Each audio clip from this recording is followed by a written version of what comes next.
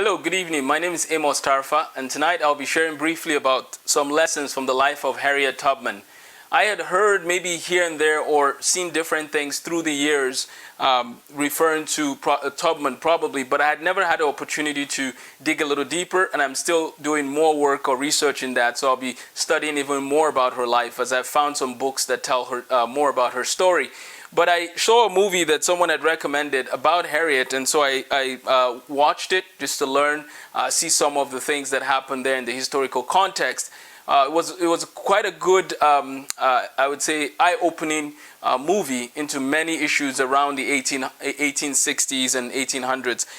So I just want to give a few lessons. The first one I want to touch on right away is that we need to stand and fight for those who don't have a voice. Even though, and this is the example that I'm going to use. So I've written a little paper about this, and I want to touch on some examples.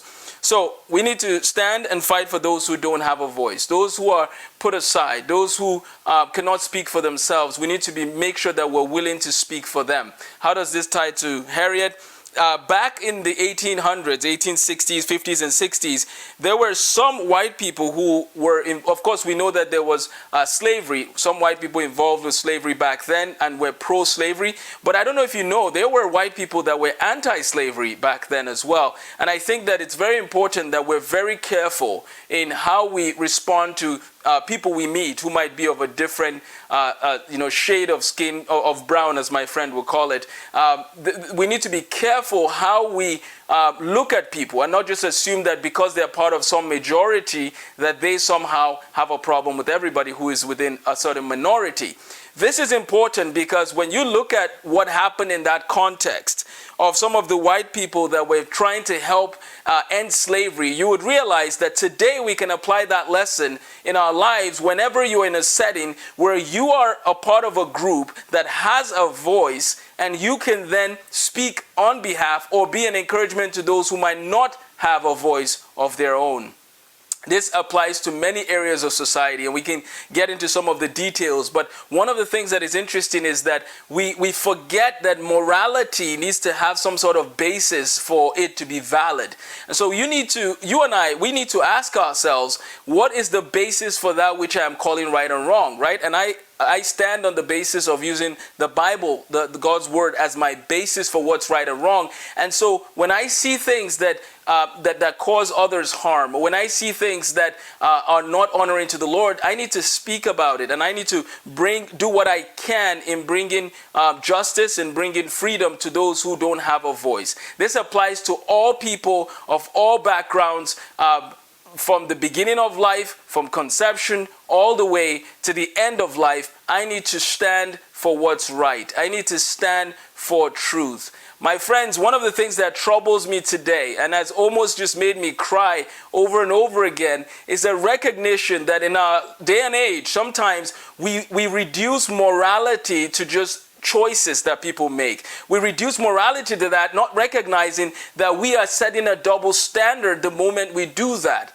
When we tell people that things that should be right or wrong, when we start reducing it now to just, I guess if somebody wants to do right, okay, if they want to do wrong, it's their choice. No, we need to look at things and see what is the right thing to do on this matter and what is the thing that is wrong, and we need to stand with what's right. And here's the deal, my friends. Nobody is perfect. Only Jesus, who walked this earth, was perfect. No human being is perfect. So if we have made mistakes, like I will not tell you that every decision I've made in my life was right and perfect. That's not true. So if you ever came to me and told me, Amos, that decision you made was wrong on something, and you had a basis that was valid to show, then definitely I need to take correction.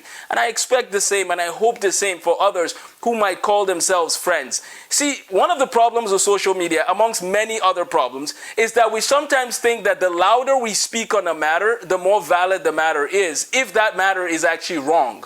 If something is wrong, no matter how loud you speak about it, it's wrong. Okay, and we can talk about these details in more detail later, but what I'm trying to get at is, if I am doing something that is wrong and somebody tells me, hey Amos, what you're doing is wrong, I should listen to them, not find an excuse or reason or this or that. And if I have failed in a certain area, then I should seek to repent, and I should seek to see what can I do to make things right in the future.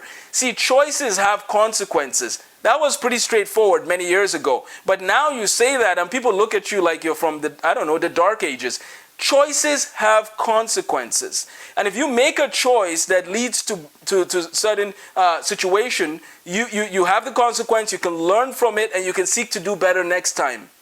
I'm not coming out to condemn people, nor am I expecting that people just go around and condemn one another. But it is important. The Bible says that we should, that if you see somebody who is going in the wrong direction, do your part in trying to bring them into the right direction. And it's just sad when I see how people can't learn to correct one another in love. We need to seek to correct one another in love. And we need to be careful how we do it, but we should do it. How often are people doing these things? Again, our friendships can become very shallow if we just allow social media to dictate it. Instead, let's listen to one another, sit down with one another, love one another, and hear one another out, and see what are you struggling with and how can you be victorious over the thing that you might be struggling with. Now, I know that was a quick random tangent for a second, but I wanted to lay the groundwork of the question of morality. That's very important because some people look at an issue and say that, well, that's right. Whatever is right for you is right for you, right, whatever. You get into moral relativism. And I want to encourage you to read the beginning of C.S. Lewis's book, Mere Christianity, to see some of what he has to say. Actually, I recommend that you read the whole book. But in Mere Christianity, he talks about this issue of right and wrong. What is the basis for morality? That's a very good question we can look into. Because now we're talking specifically about what was happening in the 1860s and slavery. And then we can even talk about what happened in Nazi Germany. There were people who did not have a voice.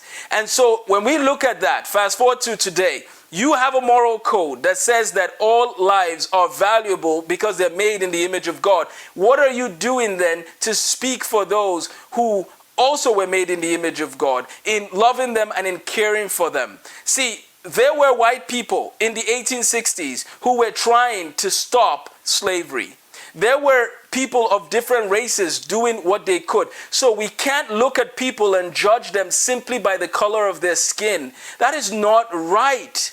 You know, and it's interesting because sometimes in an attempt to fight racism, some people use more racism. And we can't do that. We can't use more racism to solve racism. If the problem of bigotry and racism and all of that, you can't use more racism to do that. You can't use evil to defeat, you can't use evil to try and get rid of more evil, right? You can't use more evil to get rid of evil. So that's where love comes in.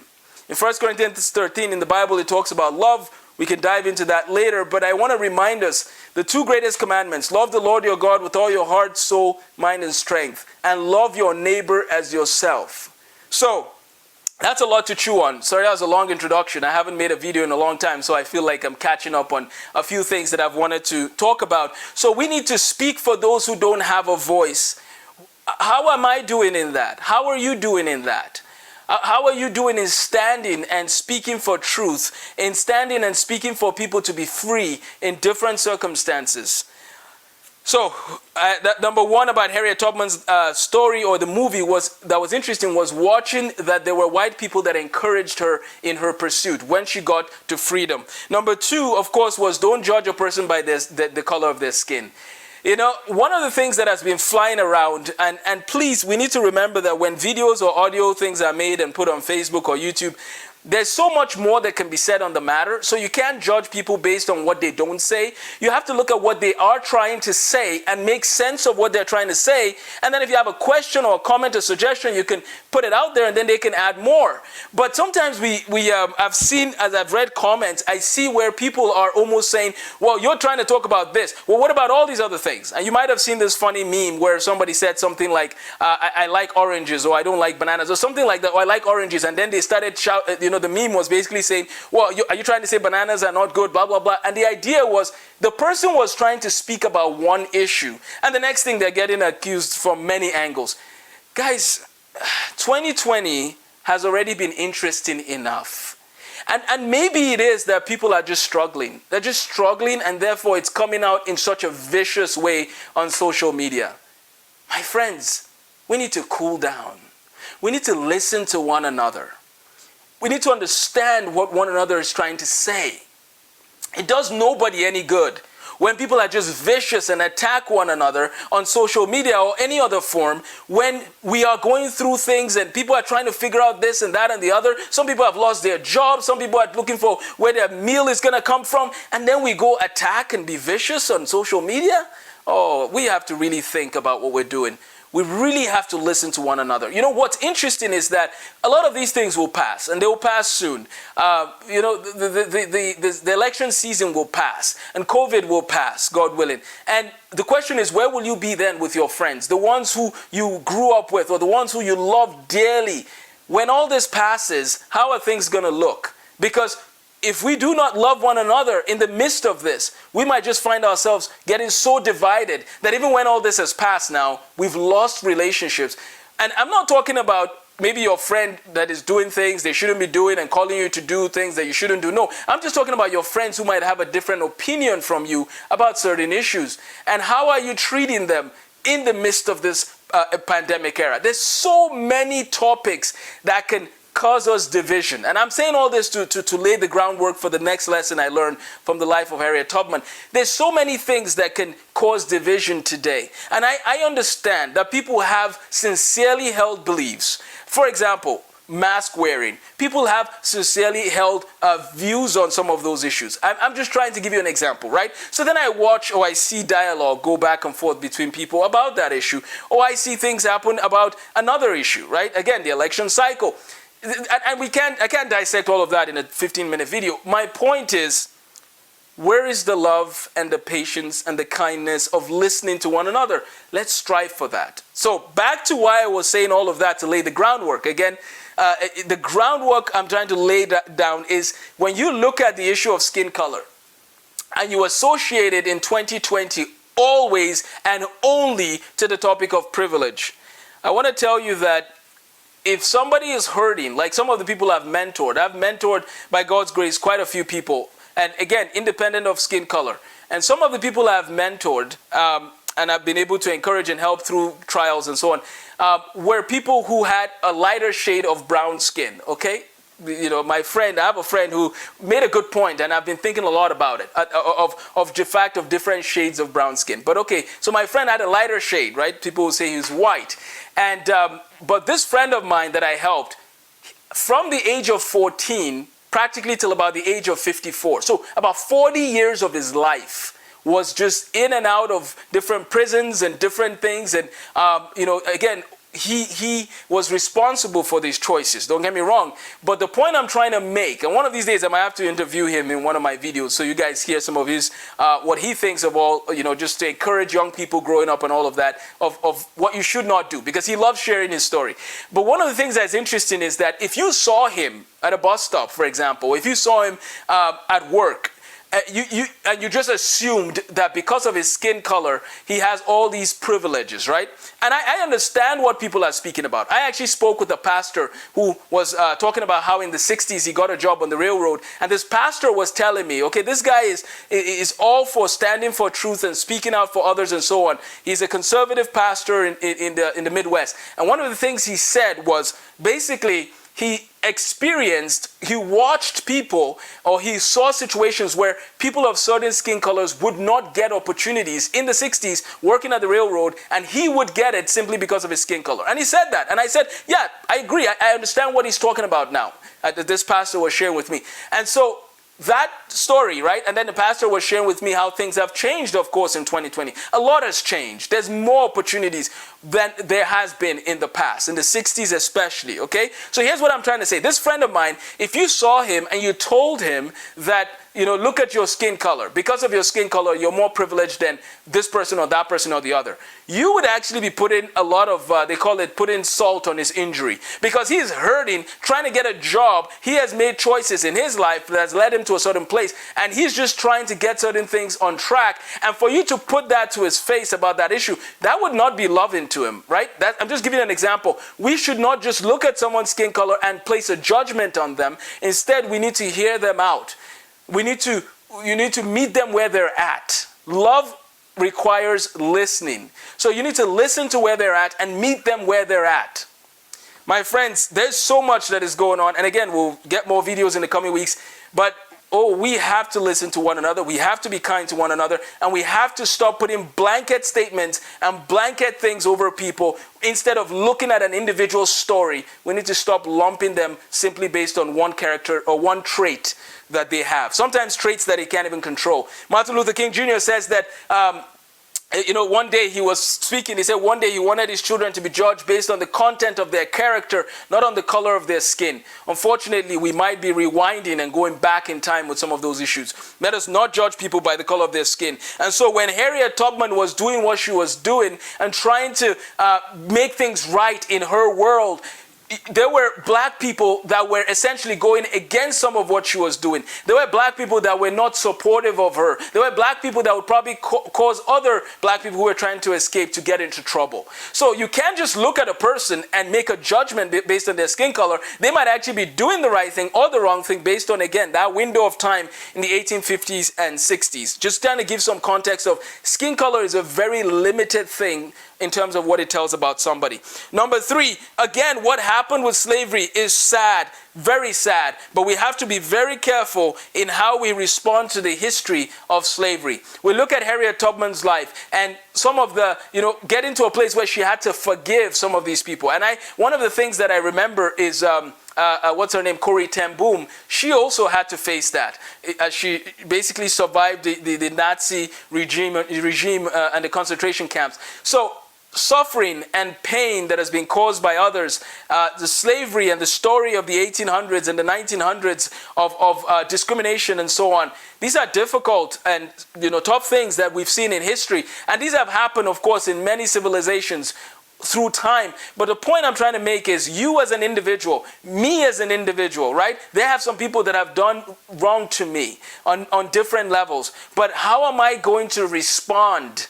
Am I going to hold on to unforgiveness? Am I going to hold on to never letting go of that in my life and then allowing it to destroy me? Or am I going to be willing to let go and flourish? Let's be careful. I know this is a complex topic. Complex in the sense of we can get into different scenarios of stories of forgiveness and so on. But what I mean is we all have to then search our hearts and see, what do I need to do to flourish in spite of some of the history that I might know has happened to my family or to me personally.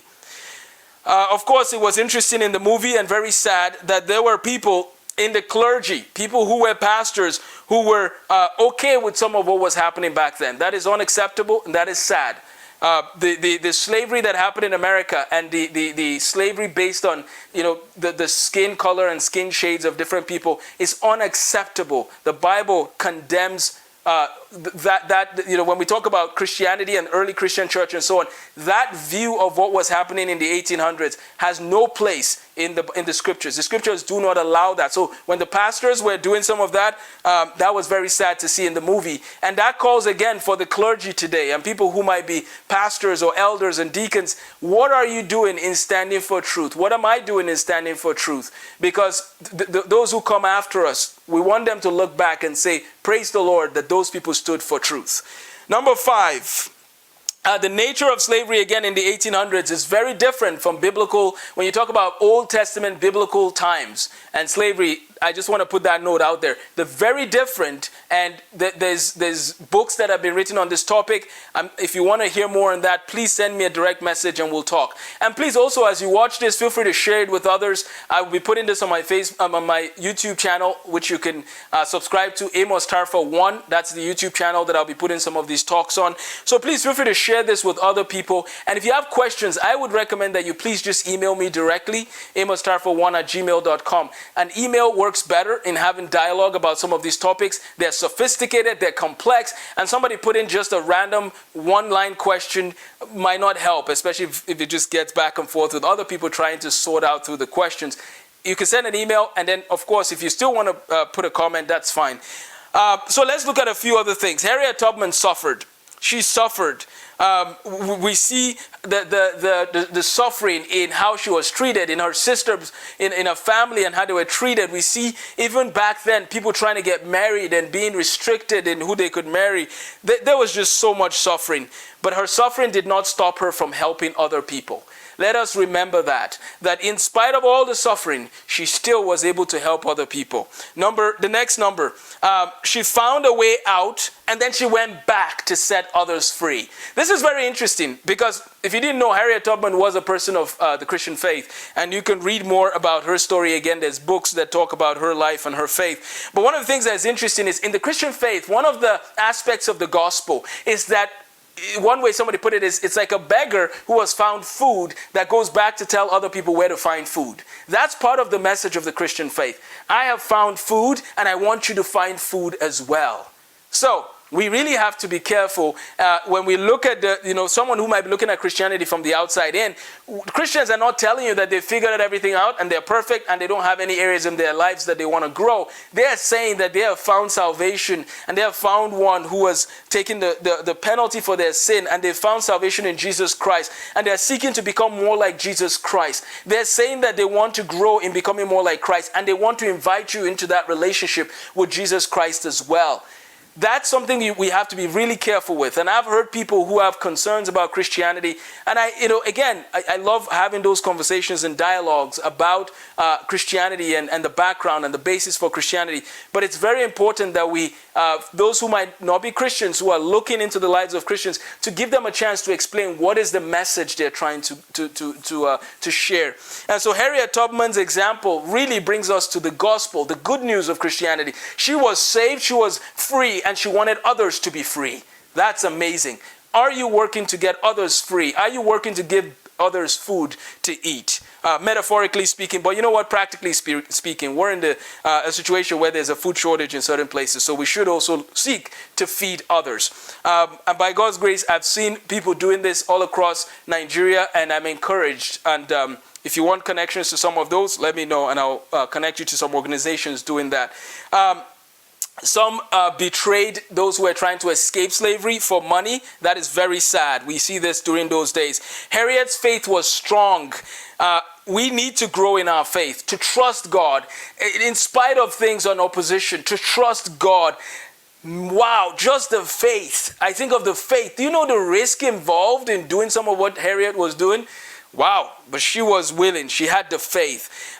They actually called her Moses, by the way, as she is, you look at the parallels of setting people free. Their strategy with conductors and freedom routes was excellent. And whoever set that up initially, that's something I'm researching. So please, if you know more about the conductors and so on, let me know. I really want to study that to see how they set that all up. Harriet faced some roadblocks. It wasn't everybody that she was trying to get free that got free. Some people that she wanted to help would not leave. And so as you try to help people, keep in mind that some might want to stay where they are. And that's just what it is. Sometimes, again, they were afraid. And understand, we really have to be more willing to understand where people are at and then meet them there and encourage them to go deeper. Some people left everything behind to start life from scratch. That's difficult. Reminds me again of Nazi Germany. It reminds me of Corrie ten Boom's story, which is in a book called The Hiding Place. Again, I want to encourage you to check that out if you haven't before. There are consequences for maltreating other people. This one is very important because you talk about, yes, there was slavery, but do you know that some of those slave masters were living miserable lives? Do you know that some of them had no peace? Actually, none of them. In terms of what we saw in that movie, they didn't have peace. None of them had peace. They were troubled and almost out of their minds. So please, when somebody is allowing injustice in their world, when somebody is doing wrong to other people, do not think for a second that they are living in peace and with all sorts of excitement of life. Some of those people are, dying internally. So don't look at one who is oppressing another and think for a second that that person's life is perfect. The Bible says when, the wicked, don't be worried about, when you see the wicked, quote unquote, prospering. No, there's going to be trouble that will come to them. Don't worry. You cannot force out wickedness and evil and all of that and think that you'll flourish. You'll be in trouble. We've seen different sorts of reaction from different citizens of different countries to leadership and so on. And if the leaders do not pay attention, if they do not stand with righteousness and fight against evil, they will find themselves in trouble. So please remember that the oppressor will face their own consequence and the judgment of what they're doing.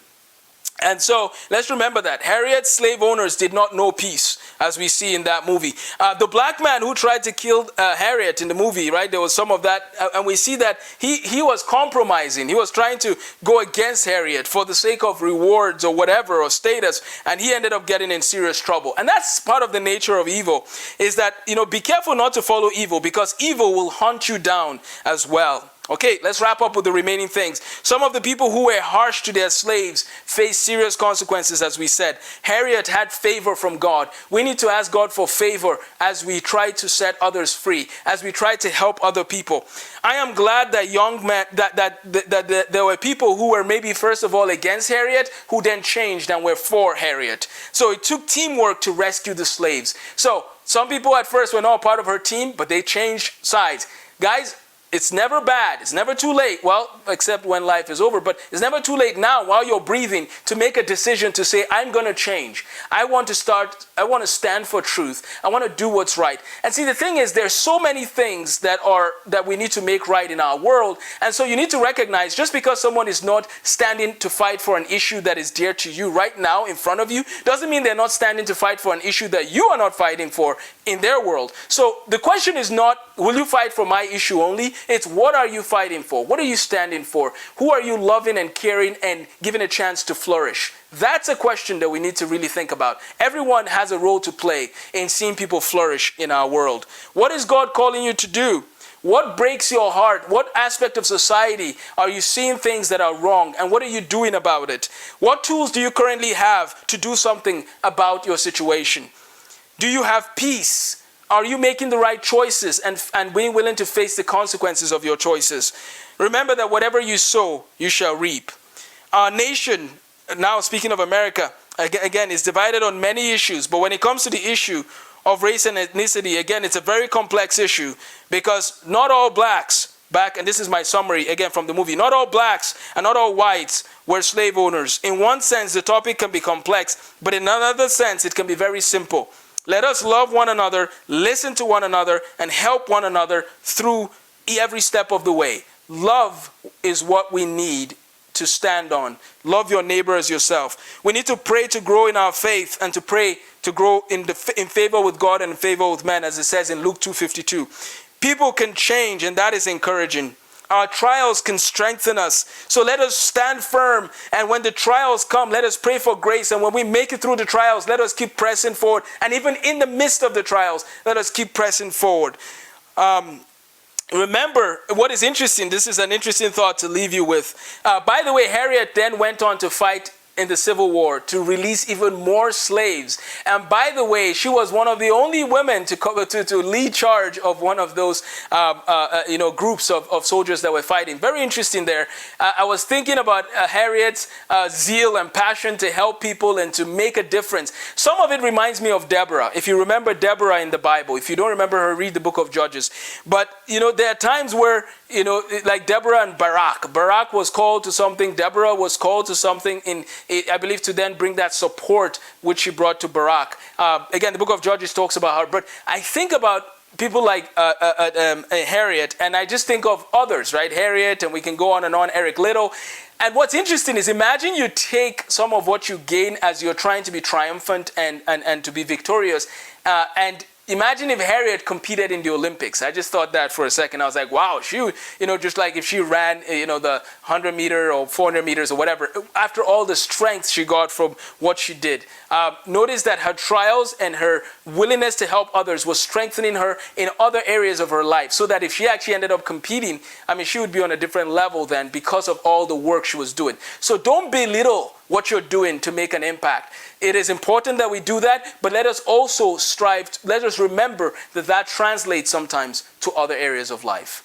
Thank you for your time. I know that was a lot. And again, I haven't been around for a while, I haven't recorded for a while, but I hope this was encouraging to you, and that Harriet's life story encourages us to make an impact in the world that we live today. God bless you, and take care.